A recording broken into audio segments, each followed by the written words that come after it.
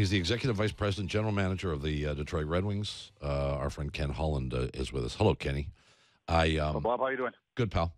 This is unusual time in all the years that we've talked on this program, and I suppose all the years you've talked to Damien. Ever. Never been in this situation where the Detroit Red Wings are not going to be part of the final 16. Does it feel any different for you?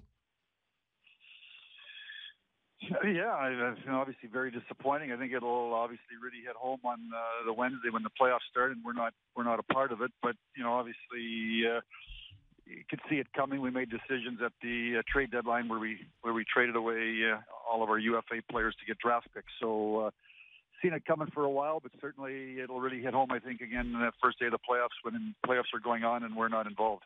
Now, you're a scout at heart and by training, and so as a scout, when this kind of situation comes along, you see opportunity. You see opportunity to draft high in the draft and really get this thing moving along quite quickly. So, the disappointment of the playoffs aside, this is kind of good news in a way, Ken. It's going to give you a chance to replenish your system. Yeah, I mean, certainly, without a doubt, Damien, we've never really had an opportunity through the years to acquire draft picks. We're usually trying to acquire players, and that means moving futures, whether it's young players or draft picks. So, we acquired a lot of draft picks. We got 20 over the next two drafts, 11 this year, 9 next year, 4 thirds. Yep. We got an extra second next year. We're obviously going to have a high first this year. Now we have to obviously turn these picks into players, but it's like anything, it's not an exact science. But the more spins at the wheel, the more picks you get, the odds are that you're going to have a better chance to wake up with some players that positively impact your team down the road. So, we've got some young players on our team. Athanasiou's 22, Manthis 22, Larkin's 20. We got 2-3 young players in Grand Rapids that I think next year can come up and make our team. But it's a process.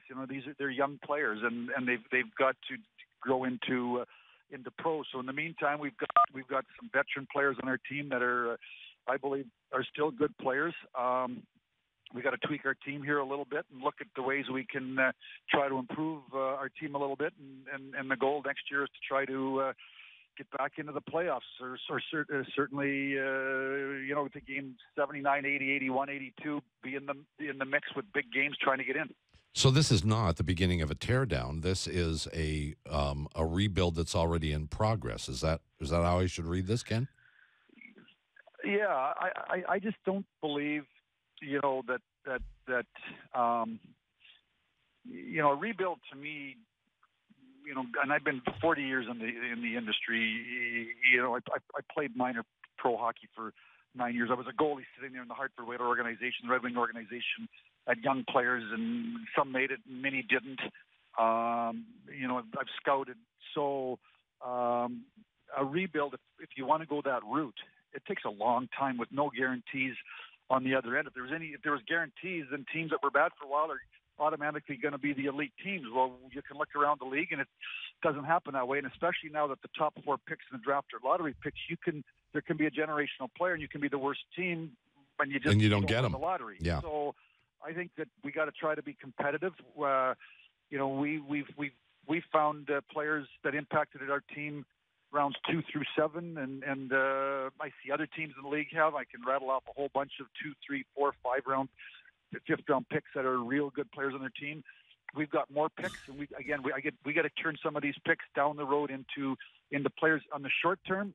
We're going to try to make our team better. We're going to try to compete for a playoff spot. You when people look at a team that like yours that after so many years of not being in the playoffs, missing. And they look at talent, and that makes sense. You don't have Nick Lidstrom anymore. You don't have Pavel Datsyuk. That's obvious.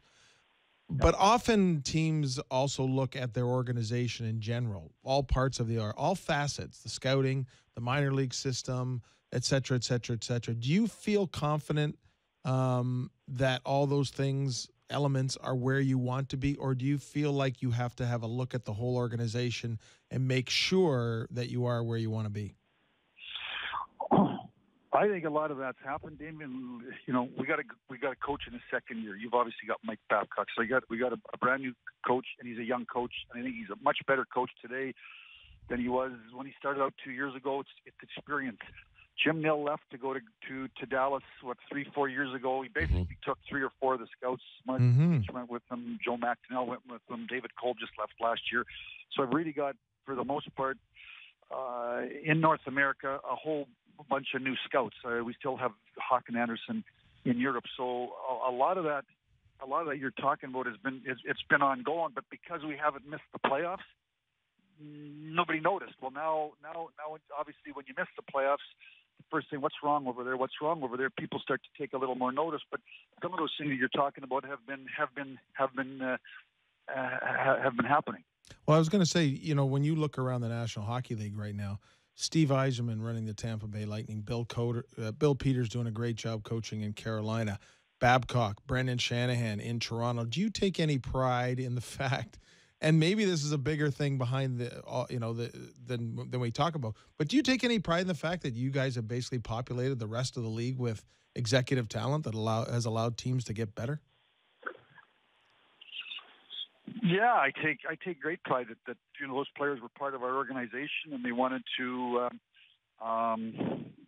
stay and be in the business. Obviously, some were for the lack of better words, got their opportunity to train here. Mike Babcock, I thought, did a fabulous job when he was a head coach of the Red Wings. Anytime we needed an assistant coach, I gave him the green light. He knew the coaching tree that was out there, and he'd come back and we'd work through the process. And I basically rubber stamped it. But Mike made the decisions. Mike somehow found Jeff Blashill and brought him, and I met him, and we hired him as an assistant coach. And he went to Grand Rapids, did a great job, and now he's an NHL coach. So. I think that certainly. I think anytime you feel like you've had some impact in people, positive impact in people's lives, I think you feel good about it. I think that's part of why. I feel that's part of my responsibility. Part of why you're here. You're trying to help people. Reach the pinnacle or fulfill their, I guess, right. Corny, fulfill their hopes and dreams. And I've been lucky. Jim Devellano, gave me that same opportunity. I was trained under Jimmy D and worked with Neil Smith and then got to work with Scotty Bowman. And those people helped me do that with my career. And hopefully that I can help along the way with some other people's careers. I only got a minute here, so I hope I can get a quick answer to this. I don't know if it's even possible, but you're moving into a new arena next year. Does that fact, Kenny, influence how you reorganize, redevelop this team? Is there any extra pressure to be successful next year because of the new rink? No, I don't think so. I mean, I think that no. I think that we want to. We want to be competitive. I'm the general manager, and I guess as long as I'm the general manager, I want us to be the very best that we can be. I don't believe in teardowns and massive rebuilds because I don't believe that you can just guarantee that the end result is going to turn out to be Stanley Cups and dynasties. You could go in the wilderness. I look around professional sports, and there's other teams in other sports that were great teams for a long time, and now it's 3, 4, 5 years. They can't get the culture back. They're once you lose it, you're chasing. So, no. We thank you as always for your time. The run will end this year for the first time in 25 years. The Detroit Red Wings will not play in the Stanley Cup playoffs, but that's an amazing run. It's been a great run, and thank you for your time. You've always been generous with it, and congratulations on what you've accomplished. We'll talk again, I hope. Thanks, Kenny. Ken Holland, Executive Vice President, General Manager, the Detroit Red Wings.